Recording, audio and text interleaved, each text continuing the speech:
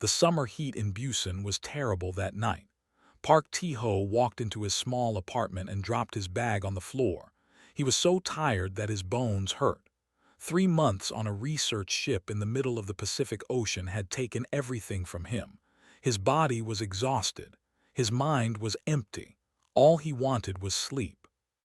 Tae-ho was 29 years old and worked as a marine biologist. He studied ocean life and spent most of his time on boats and underwater. His skin was dark from the sun. His hands were rough from work. He was not a big man, but he was strong in the way that people who work hard become strong. His apartment was small and simple. One room for sleeping, one room for eating, and a tiny bathroom. The air conditioner had broken 2 weeks before he left for his trip. He had forgotten to call someone to fix it.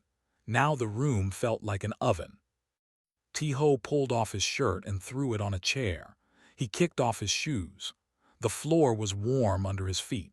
He walked to the window and opened it, but the air outside was just as hot as the air inside. There was no escape from the heat. He looked at his bed. The sheets were thin and white. He knew that even those sheets would feel too heavy tonight. He was too tired to care about anything. Too tired to shower. Too tired to eat. Too tired to even put on sleeping clothes. Tae-ho fell onto his bed completely naked.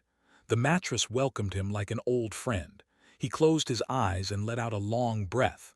The sounds of the city came through his open window, cars moving on distant roads, the faint crash of waves from the harbor. Somewhere, a dog was barking. These sounds were familiar and comfortable. They were the sounds of home. Sleep came quickly. One moment he was listening to the city, and the next moment he was gone, sinking deep into darkness. Tae-ho dreamed of the ocean. He dreamed of swimming with the great fish he had studied. In his dream, the water was cool and blue, and he could breathe without any equipment. He moved through the deep like he belonged there. Schools of silver fish swam around him. A whale passed by in the distance, its song filling the water with strange music. But then the dream changed.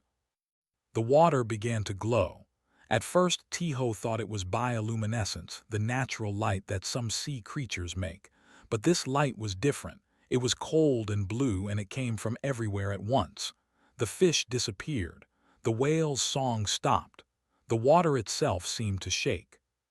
Tae-ho tried to swim upward toward the surface, but his body would not move. The light grew brighter and brighter until he could see nothing else. He felt a strange vibration in his chest, like his heart was beating in a new rhythm. Then everything went white. In his apartment, something impossible was happening. A beam of light cut through the darkness of the night. It came from above, from somewhere high in the sky, and it found Tae-ho's window like it knew exactly where to look. The light was not like any light on Earth. It was cold and blue and alive. It moved with purpose. The light touched Tae-ho's sleeping body. For a moment nothing happened. Then his body began to lift from the bed. Slowly, gently, like a leaf floating on water, he rose into the air. His arms hung loose at his sides. His head fell back. His eyes stayed closed. The sheets fell away from his naked body. The hot air of the room seemed to freeze. Everything became silent. Even the sounds of the city stopped, as if the whole world was holding its breath. Tae-ho floated higher. The light wrapped around him like a blanket made of pure energy. Strange patterns moved across his skin, symbols that no human had ever seen before. His body passed through the ceiling as if it was not there. He passed through the roof of the building. He rose into the night sky. Below him, Busan continued its normal life. People walked on the streets. Cars waited at traffic lights. Couples sat in restaurants, laughing and talking. Nobody looked up. Nobody saw the naked man rising through the air, wrapped in alien light. Tae-ho's neighbor, an old woman named Bong-soon, was sitting on her balcony that night. She was drinking cold tea and trying to escape the heat. She saw something strange in the corner of her eye, a flash of blue light from Tae-ho's window. But when she turned to look, there was nothing there. She shook her head and took another drink of her tea. Her eyes were getting old, she thought. She was seeing things that were not real. High above the city, higher than any airplane, Tiho's body continued to rise. The lights of Busan became small dots below him. The curve of the earth became visible.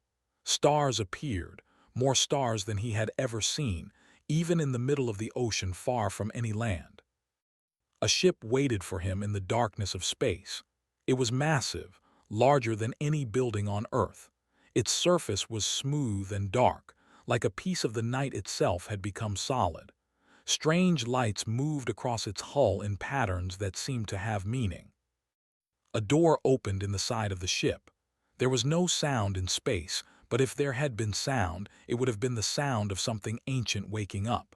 The light carried Tiho through the door. The door closed behind him. Inside the ship, the air was cold and smelled like metal and something else, something organic and strange. Tiho's body was lowered onto a surface that looked like glass but felt warm. The light finally released him and disappeared. Machines began to move around his unconscious form. They had too many arms and made soft clicking sounds as they worked. They scanned his body with beams of different colors. They took samples of his hair, his skin, his blood. They measured things that humans did not know could be measured. The creatures controlling these machines watched from a safe distance. They had seen many species before. They had collected specimens from hundreds of worlds, but something about this one made them nervous. Their instruments were giving readings that did not make sense. One of the creatures, taller than the others, made a series of clicking sounds. In their language, it asked a question that would change everything. Why is this one not dead? The extraction field was designed to break down organic matter at the molecular level. It was supposed to kill the specimen during transport and preserve its cells for study. Every creature they had ever taken had died in the beam. Every single one. But this human, this naked, sleeping creature from the third planet, was still breathing. His heart was still beating. His body temperature was stable at a level that would have killed any member of their species. They did not know what to do. They had made a terrible mistake. And in a few hours, that mistake would wake up. Tiho opened his eyes and saw nothing that made sense. The ceiling above him was made of something that looked like dark metal, but it moved. Patterns of light flowed across its surface like water. The air was cold against his bare skin, and it smelled wrong. It smelled like rust and honey and something burning, all mixed together. He tried to sit up, but his head was spinning. His mouth was dry. His body felt strange, like it belonged to someone else. For a moment, he thought he was still dreaming.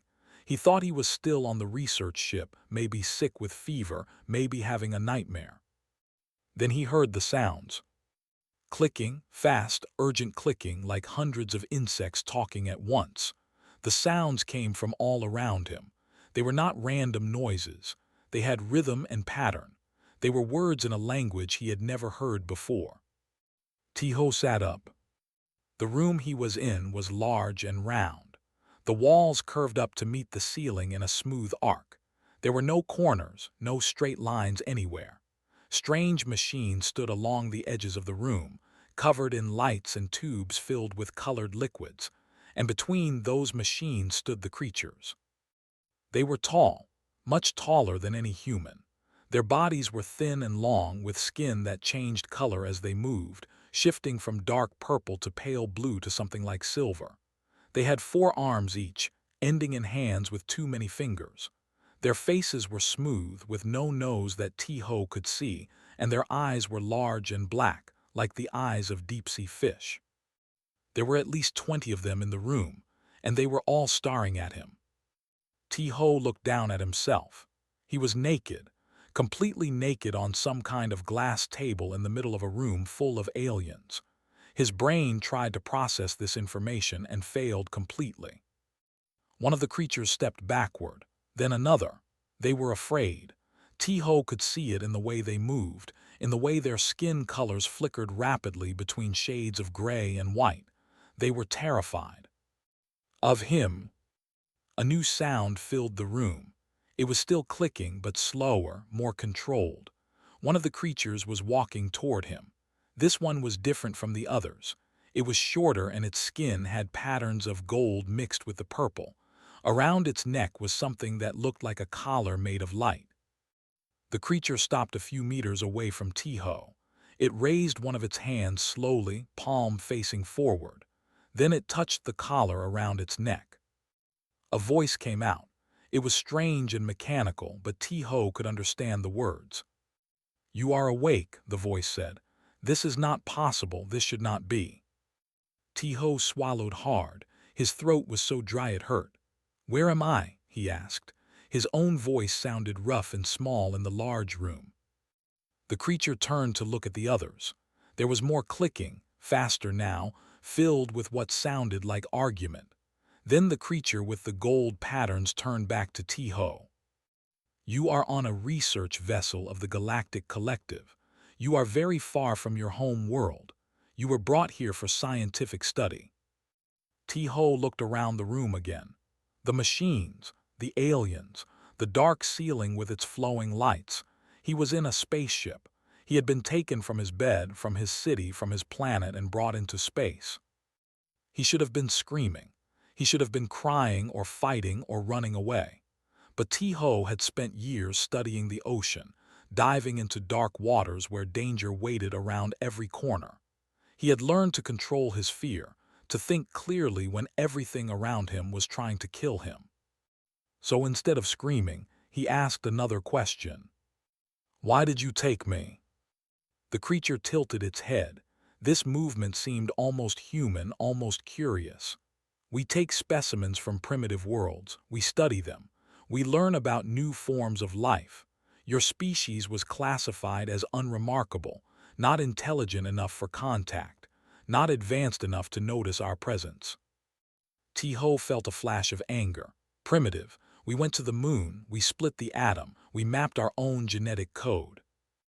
The clicking around the room grew louder. The creature raised a hand to silence the others. "These are small achievements," it said through the translation device. "Many species reach these stages. Most do not survive past them. Your kind destroys your own world with pollution and war. You were not expected to last more than a few hundred more years." Tiho wanted to argue, but he knew there was truth in those words. He had seen what humans did to the oceans. He had studied dying coral reefs and waters filled with plastic. But he was not going to admit that to an alien who had stolen him from his bed.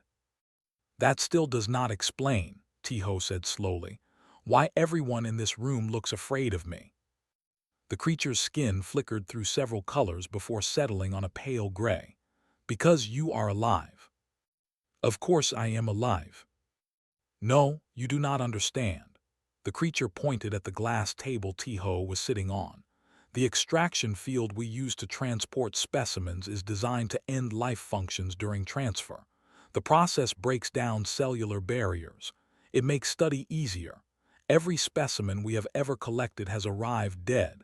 Every single one, across hundreds of species from dozens of worlds." Tiho felt cold that had nothing to do with the air. "You were trying to kill me." "We were conducting standard collection procedures.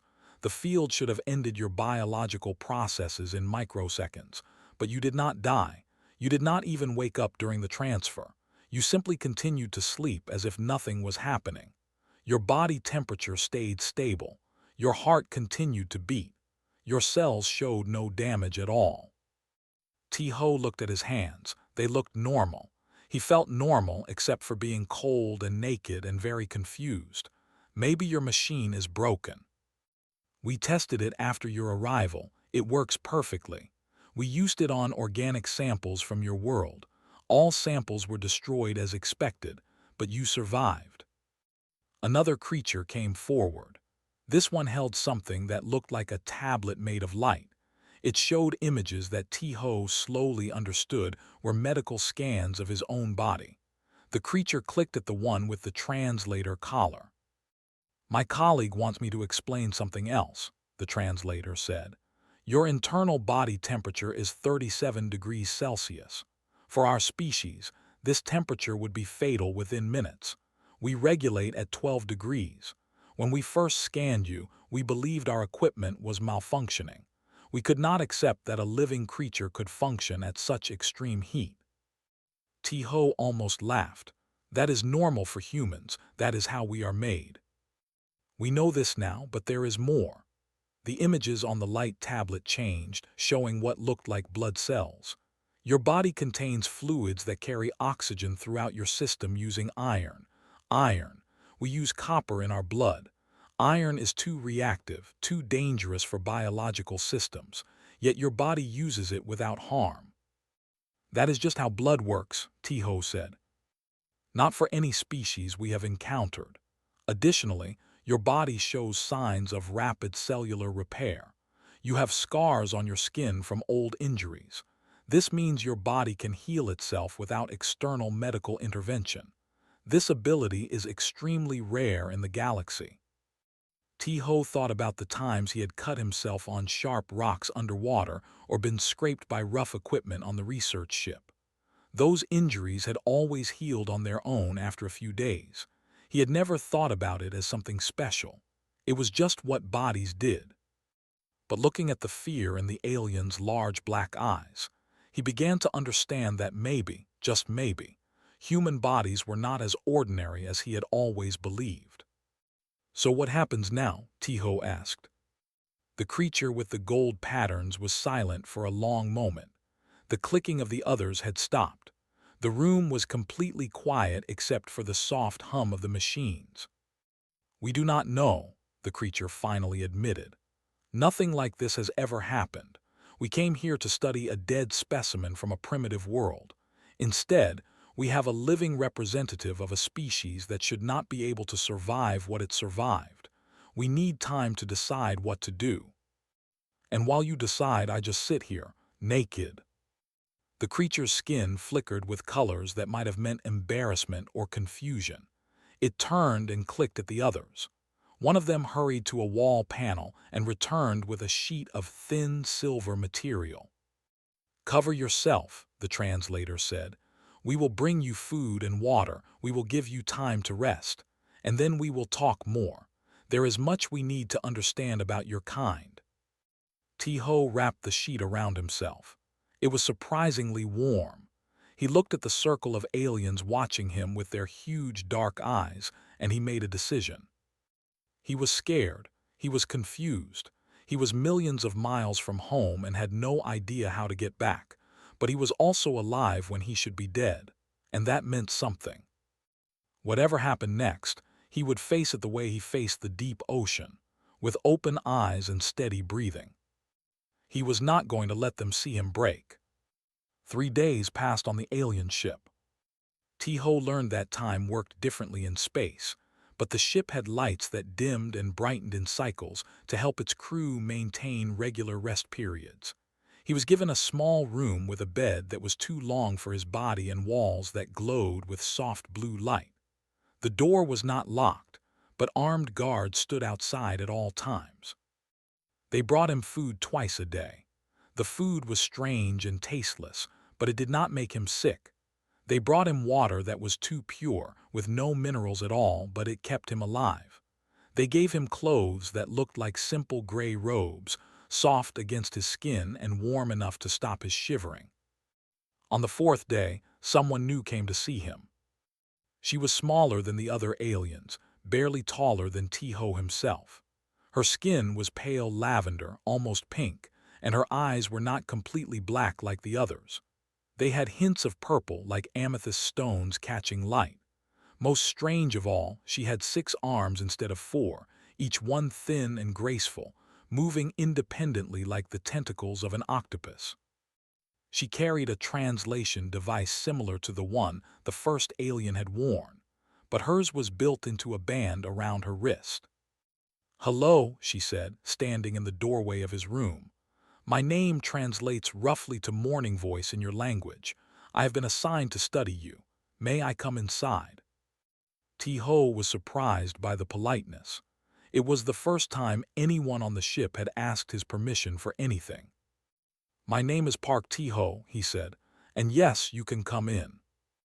Morning Voice entered the room and looked around with curiosity. You have not changed anything. Others from captured species usually try to make their spaces more familiar. I do not know how to change anything, and I was not sure if I was allowed. You are allowed. The walls respond to touch. If you press certain patterns, you can change the color, the temperature, even the sounds. She demonstrated by touching the wall in a series of quick taps. The blue glow shifted to a warm orange, like sunset light. T-Ho blinked. The orange light reminded him of home, of sitting on the beach in Busan and watching the sun sink into the sea. His chest tightened with sudden loneliness. Morning Voice noticed his reaction. Her head tilted, and two of her arms made small circular motions that T-Ho could not interpret. You are experiencing emotional distress, she said. This is related to visual memory. Your species has strong connections between sight and feeling. We call it being homesick, T-Ho said quietly. Sick, you are becoming ill because of your home. Not literally sick, it is a figure of speech. It means I miss the place I come from. Morning Voice's arms moved again in their strange patterns. Interesting. We do not have this concept. Our species does not form attachments to physical locations. We are comfortable anywhere in the galaxy. T-Ho sat on the edge of his too-long bed. That sounds lonely. Lonely? Morning Voice sat on the floor across from him, her 6 arms arranging themselves in her lap. Please explain this word. And so began something that T-Ho did not expect, a friendship. Over the following weeks, Morning Voice came to visit him every day. She asked endless questions about human life, human emotions, human behavior. At first, T-Ho answered cautiously, not wanting to reveal information that could be used against his species. But Morning Voice was genuinely curious, not threatening. She shared things about herself in return, about her people and their place in the galaxy. He learned that her species was called the Veloran, one of 37 member species in the Galactic Collective. They were scientists and scholars, valued for their ability to learn new languages and understand alien minds. Morning Voice had studied 12 different species before humans, but she said T-Ho was the most confusing one yet. Your contradictions do not make sense, she told him one day. You are soft and fragile compared to most species. Your skin tears easily. Your bones can break from simple falls. You have no natural armor, no venom, no ability to regrow lost limbs. Thanks for pointing that out, T-Ho said dryly. But at the same time, Morning Voice continued, ignoring his tone, you survive things that should kill you, not just the extraction field. Your species lives on a planet that is volcanically active, covered in water that rises and crashes against your shores, full of predators with teeth and claws. Your sun bathes you in radiation every day. Your atmosphere has violent storms that can destroy entire cities, and yet you thrive. We do not have a choice. Earth is our home, we adapt. That word, Morning Voice leaned forward. Adapt, you use it often. What does it mean exactly? T-Ho thought about how to explain it simply. It means we change ourselves to fit new situations. When something is hard, we find ways to make it easier. When something is dangerous, we learn to avoid the danger or protect ourselves from it. But you cannot actually change your bodies. You cannot grow new organs or modify your genetic structure at will. No, we change our behavior, we change our tools, we change our thinking. Morning Voice was quiet for a long moment. Her eyes shifted through shades of purple. I have studied the data from your world. Your history records show something very strange. When conditions on your planet made life difficult, instead of moving to better locations or dying out, your species changed what it ate. It learned to cook food using fire, which is extremely dangerous. It learned to wear the skins of dead animals to survive cold climates. It even learned to create artificial environments inside vehicles to travel underwater and into space. That is just what we do. No other species does this. Not to the extent that you do. Most species find a comfortable environment and stay there. When conditions change, they die or move elsewhere. But your people actively seek out hostile environments and find ways to exist within them. You did not have wings, so you built machines that could fly. You could not breathe underwater, so you made containers of air to carry with you. You cannot survive in the void of space, so you made ships to hold atmosphere and pressure. T-Ho had never thought about human history in this way. To him, these were just things that humans did. Airplanes existed, submarines existed, spaceships existed. They were part of life. Maybe that is why I survived the extraction field, he said slowly. Maybe humans just refuse to die when we are supposed to. Morning Voice made a sound that the translator interpreted as agreement. This is what the council is debating.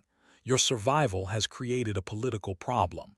The collective has rules about interacting with primitive species. We are supposed to observe only, never interfere. But you are here now. You have seen our technology and met our people. We cannot simply return you as if nothing happened. So what will happen to me? I do not know.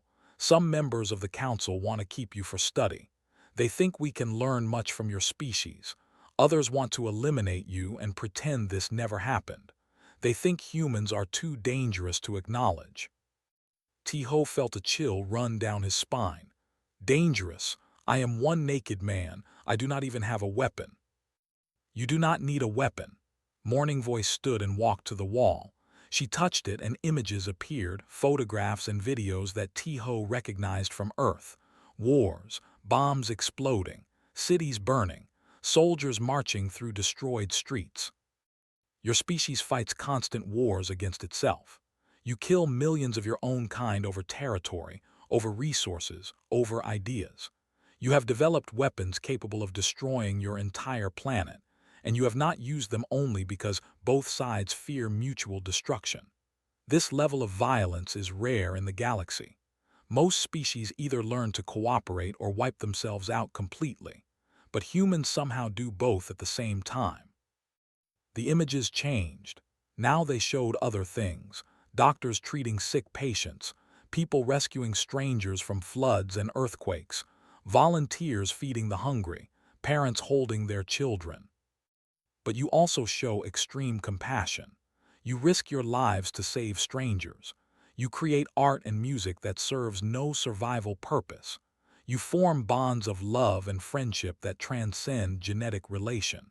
You care for your old and sick when other species would abandon them. Morning Voice turned back to face T-Ho. You are capable of great destruction and great kindness.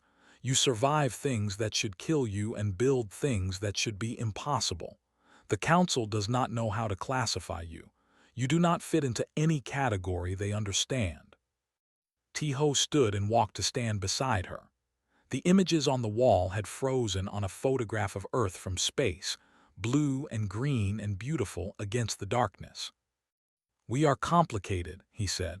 We have good parts and bad parts like individuals but also as a species. We make mistakes but we try to learn from them. We hurt each other but we also heal each other. That is what it means to be human. Morning Voice was silent for a long time, her many arms moving in patterns that T-Ho was starting to recognize as deep thought. I will speak to the council, she finally said. I will tell them what I have learned. I do not know if it will help, but I will try. T-Ho nodded. He did not know what else to say. For the first time since he woke up on this ship, he felt something like hope. Maybe, just maybe, he would find a way home. And maybe, in the process, he would teach these aliens something they had never expected to learn. That humans were more than the sum of their parts. News about the humans spread through the Galactic Collective, like fire through dry grass. T-Ho did not understand how fast information could travel between star systems until Morning Voice told him. Within 2 weeks of his awakening, every major species in the collective knew about him. Some were curious. Some were frightened. Some refused to believe it was true. A high-ranking official from a species called the Korath demanded to see the human with his own eyes. He arrived on the research vessel with a team of guards, tall beings with shells like beetles and claws that could cut through metal. Morning Voice warned T-Ho to be careful. The Korath were known for their aggression and their suspicion of anything new. The meeting happened in a large room that T-Ho had not seen before. The walls were white and empty, designed to be neutral territory for diplomatic conversations. T-Ho stood on one side wearing his simple gray robe. The Korath official stood on the other side, his guards arranged behind him like statues of war. "So this is the impossible creature," the Korath said through a translator. His voice was deep and rough like stones grinding together. "It does not look impressive. It is small, soft, weak." T-Ho said nothing. He had learned from Morning Voice that the Korath respected silence more than words. The official walked closer. He was at least 2 meters tall, and up close T-Ho could see the scars covering his shell. This was a warrior who had survived many battles. His black eyes studied T-Ho like a scientist studying an insect. "The reports say you survived an extraction field. This is impossible. I have seen what that field does to organic matter. Nothing survives." "I did not know I was supposed to die," T-Ho said calmly. "Nobody told me." The Korath made a sound that might have been a laugh. It was not a friendly sound. It thinks it is clever, making jokes while surrounded by beings that could tear it apart in seconds. "I have been in dangerous situations before. Getting scared does not help." "And what situations has a creature from a primitive water world experienced that compare to this?" T-Ho thought about his answer carefully. "I once got caught in an underwater current during a dive. My equipment failed, and I was being pushed toward sharp rocks at high speed. I had about 30 seconds of air left." "And you survived, obviously." "I did. I stayed calm, calculated my options, and found a way out. Panic would have killed me faster than the current." The Korath studied him for another long moment. Then he turned to Morning Voice, who had been watching quietly from the corner. "This creature is unusual," he said, "but it is still just one individual. It cannot represent an entire species." "That is true," Morning Voice agreed. "But we have been studying the records from its world. The behavior it describes is common among its kind. They regularly enter dangerous situations voluntarily." "Voluntarily? For what purpose?" Morning Voice touched her wrist device, and images appeared on the white walls. Humans climbing mountains covered in ice. Humans diving into deep caves filled with water. Humans jumping from aircraft with nothing but fabric to slow their fall. "They do these things for recreation," Morning Voice explained. "For enjoyment, they call it adventure." The Korath guards shifted uncomfortably. Even their aggressive species did not seek danger for pleasure. "There is more," Morning Voice continued. The images changed to show humans fighting fires, rescuing people from collapsed buildings, running toward explosions while others ran away. When disaster strikes their communities, many of them move toward the danger to help others. They call these individuals heroes, and their culture celebrates them. T-Ho watched the images with mixed feelings: pride in his species, sadness that he might never see them again, hope that maybe these aliens would start to understand. The Korath official was quiet for a long time. When he finally spoke, his voice had changed. The aggression was still there, but underneath it was something else, something like respect. "Your species is insane," he said to T-Ho, "but it is a useful kind of insane. The Korath understand the value of warriors who do not fear death." He turned and clicked something to his guards, then walked toward the door. Before leaving, he paused. "I will tell the council that this creature should not be harmed. It has shown courage, even if it is too stupid to realize when it should be afraid. That deserves acknowledgement." After he left, T-Ho let out a breath he did not know he was holding. "That went well," Morning Voice said. "The Korath usually do not acknowledge any species they consider inferior." His words carry weight with the council. Over the next few weeks, more visitors came. Scientists from species that communicated through color, through sound, through chemicals in the air. Politicians and scholars and warriors from across the galaxy, all wanting to see the human who would not die. Tiho answered their questions as best he could. He told them about Earth, about human history, about the things his people had achieved and the mistakes they had made. He showed them how humans could adapt to almost any situation, how they could use tools to overcome their physical limitations, how they could work together in groups to accomplish things no individual could do alone.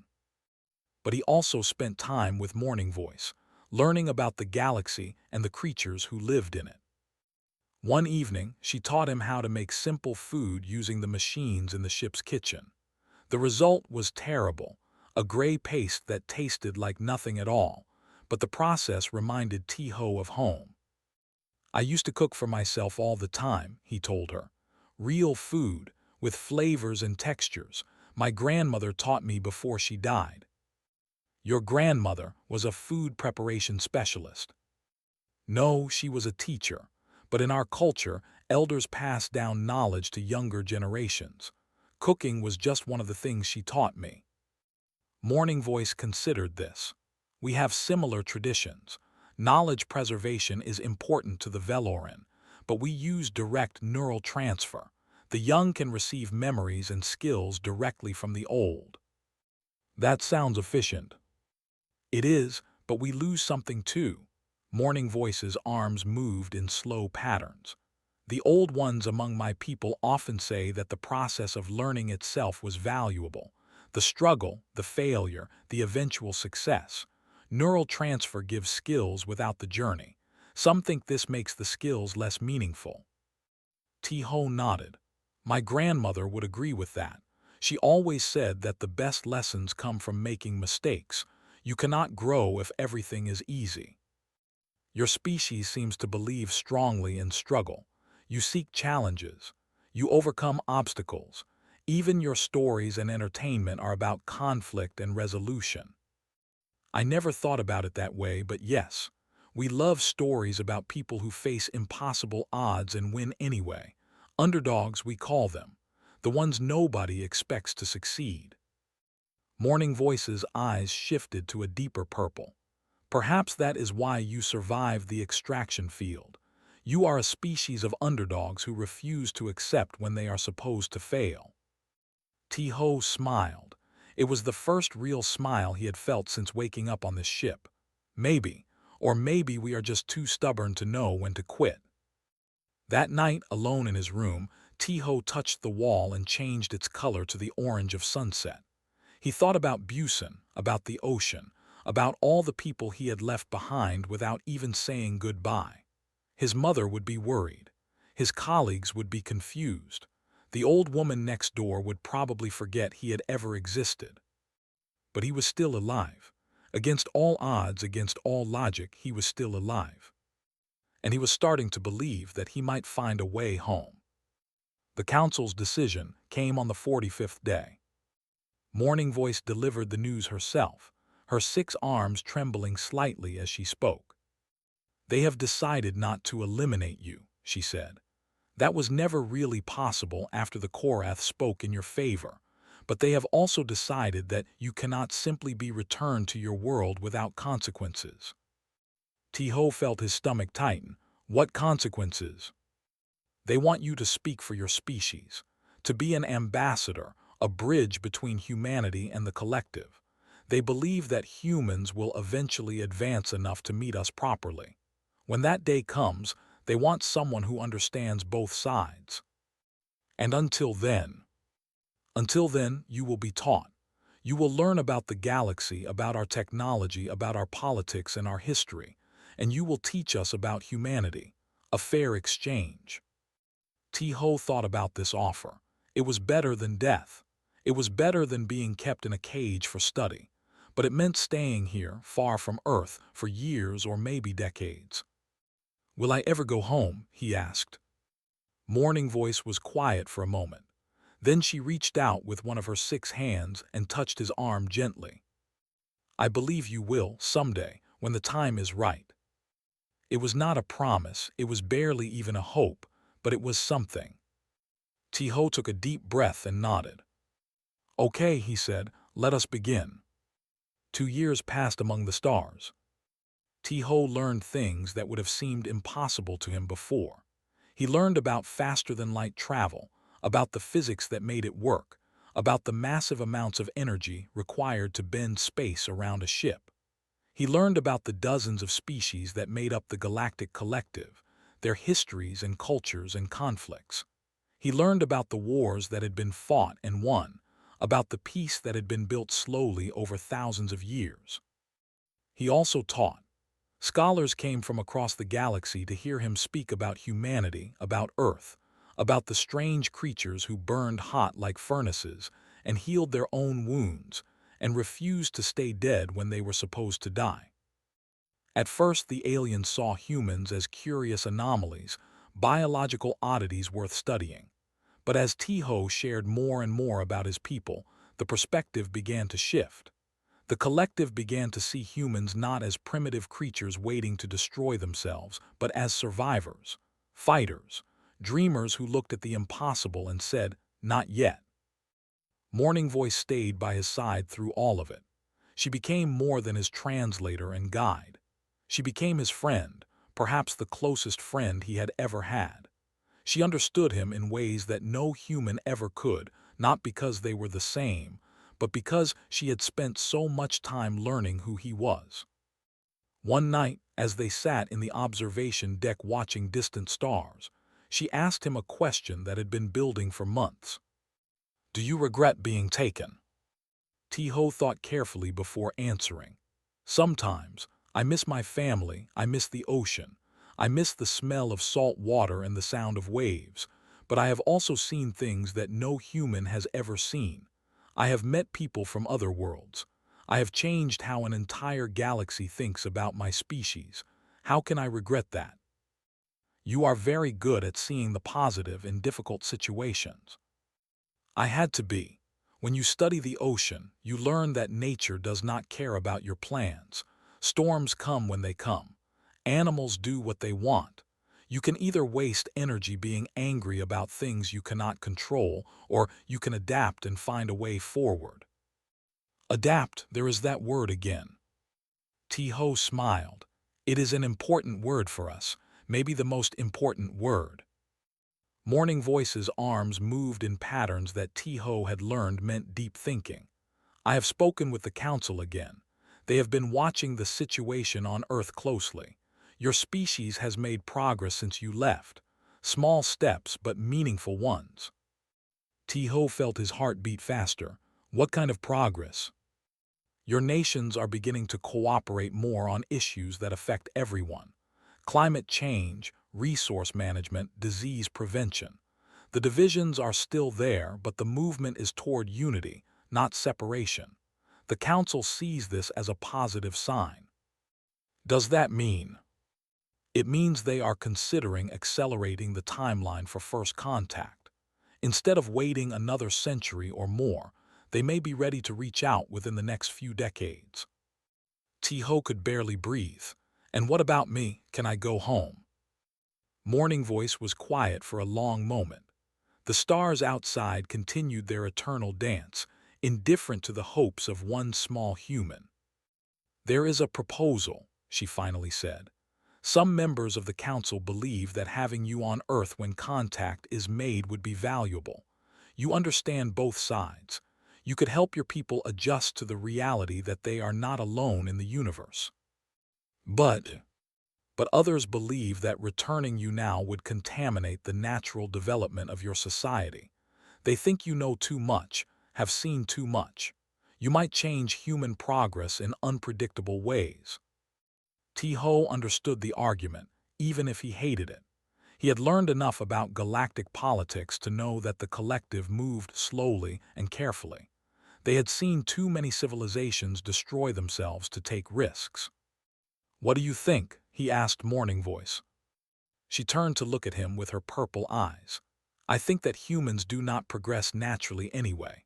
You push and pull at the universe until it gives you what you want. One man with knowledge of the stars is not going to change that. You were already reaching for space before we found you. You were already dreaming of meeting other life.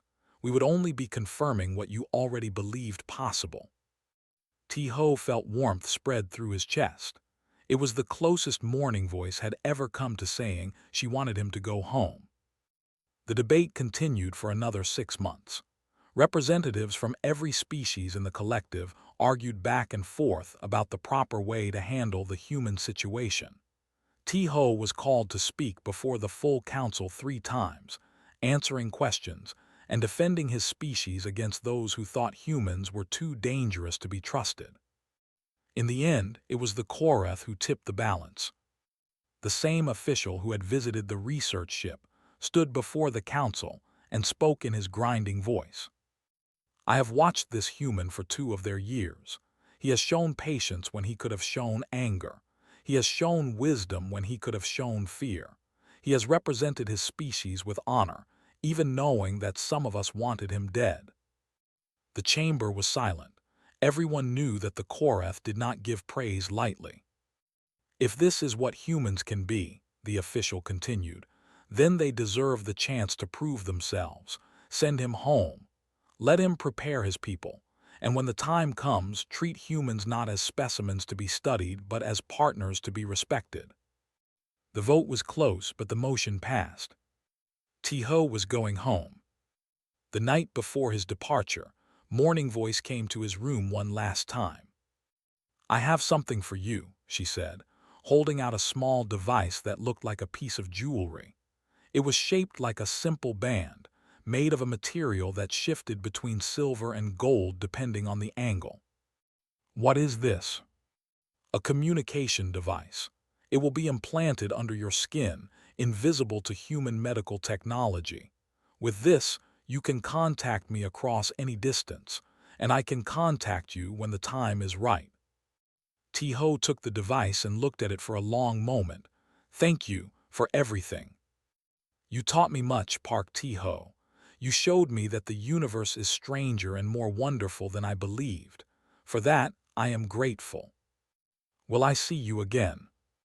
Morning Voice's arms moved in the pattern he knew meant affection. When proper contact is made, I will be among the first delegation. I have requested this assignment. The council agreed. T-Ho smiled, feeling tears forming in his eyes. He had not cried once since waking up on the ship. But now, knowing he was finally going home, he could not hold back the emotion. I will wait for you, he said, however long it takes. The transport ship descended toward Earth on a quiet autumn night. T-Ho watched through a viewport as the planet grew larger, as the blue of the oceans and the green of the continents became visible. He could see the lights of cities spreading across the darkness, billions of humans living their lives without knowing that the universe was watching. The ship set down in a field outside Busan, far from any witnesses. The door opened and T-Ho stepped out onto grass that was wet with dew. The air smelled like rain and earth and life. The stars above were fewer than he had seen in space, dimmed by light pollution, but they were his stars, his sky, his home. The ship lifted silently behind him and disappeared into the night. T-Ho stood alone in the darkness for a long time, just breathing. Then he started walking toward the city lights. He did not know what would happen next. He did not know how to explain where he had been or what he had seen. He did not know if anyone would believe him. But he knew that somewhere out there, beyond the atmosphere and the solar system and the galaxy itself, an entire civilization was watching. They were waiting to see what humanity would become. And T-Ho had been given the impossible task of helping his species prepare for a future they could not yet imagine. He was just one man, ordinary in most ways, but he had survived the unsurvivable. He had earned the respect of warriors and scholars from across the stars, and he carried within him a secret that would change everything. The device under his skin hummed faintly, a reminder that he was not truly alone. T-Ho looked up at the stars one more time and smiled. Then he walked forward into his new life, ready for whatever came next. Because if there was one thing he had learned in his 2 years among the stars, it was this: humans did not give up. Humans did not accept defeat. Humans faced the impossible and found a way to win anyway. And he was going to prove that to the entire galaxy, one day at a time.